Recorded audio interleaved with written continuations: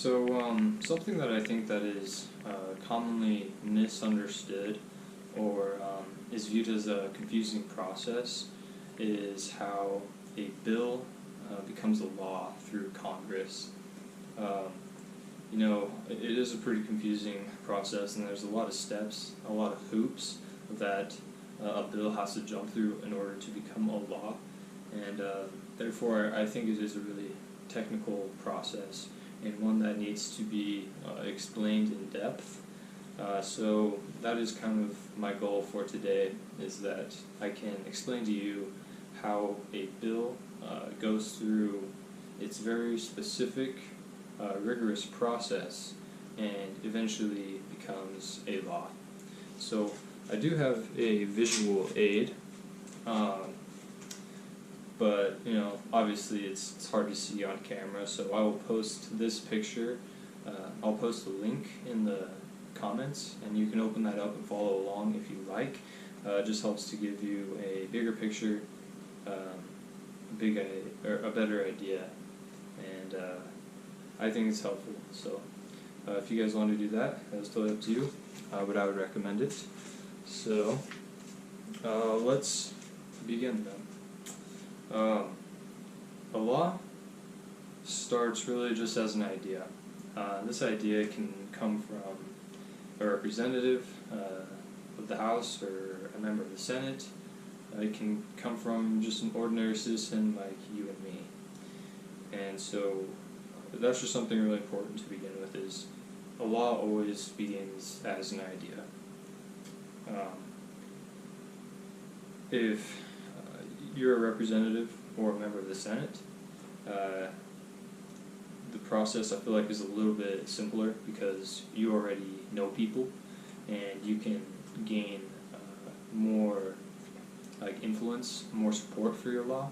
But if you're just an average citizen like me and you want to pass a law, you have to go to you have to meet with a member of the House of Representatives from Idaho specifically, and you would propose your law or your idea to them, and if they like it, they will, or if they like it and they research it and they approve of it, then they can turn it into a bill. And a bill is then basically just a very formal piece of legislature that proposes your idea. So that's how it all begins, really. So once you and your representative have this bill, it needs support and it needs a sponsor. This means basically it needs to build momentum. It needs to have a group of people or something to back it, to show its importance, really. And once you do that, then your bill is ready to be introduced. And how it is introduced is a member of the House of Representatives, specifically since I live in Idaho, it would be one of the representatives of Idaho would go and place the bill in a box on the side of the clerk's office in the House called a hopper. And basically the clerk assigns the bill number and presents it to the entire House of Representatives. However, the House doesn't vote on it yet. The Speaker of the House, so right now the Speaker is Paul Ryan, he would send the bill to a committee, which is basically just a group of representatives who are experts on the topic.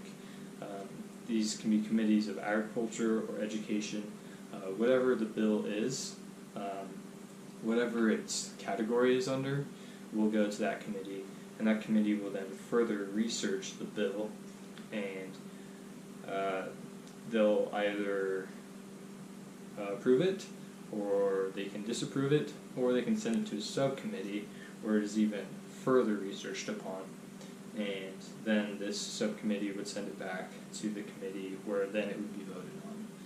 So it's important to note, though, that only about 4% of bills pass through this part of the process, which is incredible to me, really, that only 4% will make it past this phase.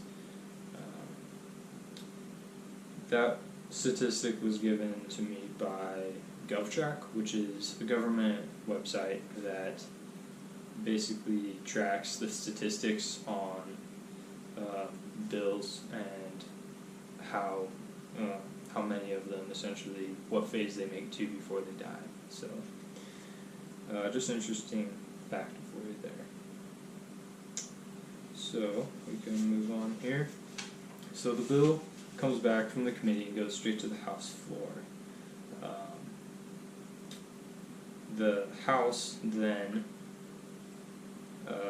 basically talks about it, discusses it, makes changes to it if necessary, and then they hold a final vote on it. So, if they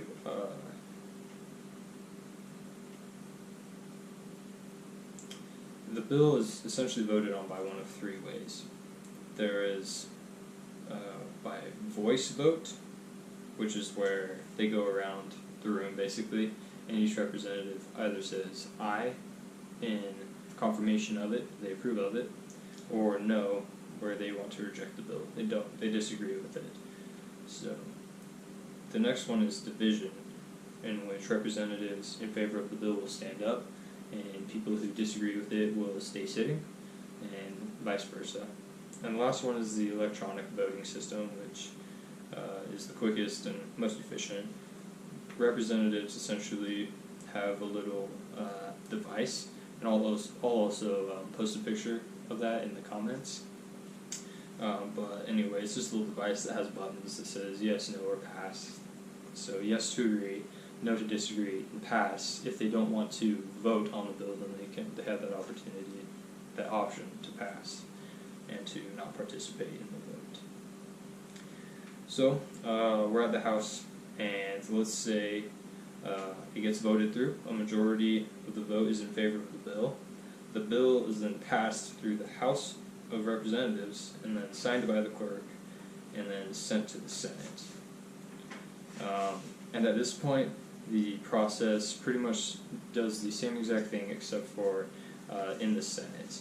It's sent to a committee, a Senate committee this time. It's voted on, and then it either dies or is sent back to the Senate floor, where it is discussed, changes can be made to it, pretty much all the same things that happened in the House. But this time it's in the Senate, and they vote on it by voice, by saying aye to approve or no to disapprove. If the majority of the Senate votes aye, then the bill passes Senate and is sent to the President. So from that point, the President can do three things. He can either sign and pass the bill, which then the bill will become law. He can veto the bill. This is where the President disagrees with it and has to explain why he disagrees with it. It is then returned to the House of Representatives, voted on again, and then if it passes, it goes through the Senate and then is voted on again. And it's really a lengthy process. A very small percentage of bills actually get to that point, but 2/3 of the House and 2/3 of the Senate must approve of it before they can override the President's veto on the bill, which I thought was interesting. The last thing the President can do when he gets the bill is he can pocket veto it. Basically, that means the President does nothing, and if Congress is in session, it becomes law in 10 days. If Congress is not in session, the bill dies after 10 days.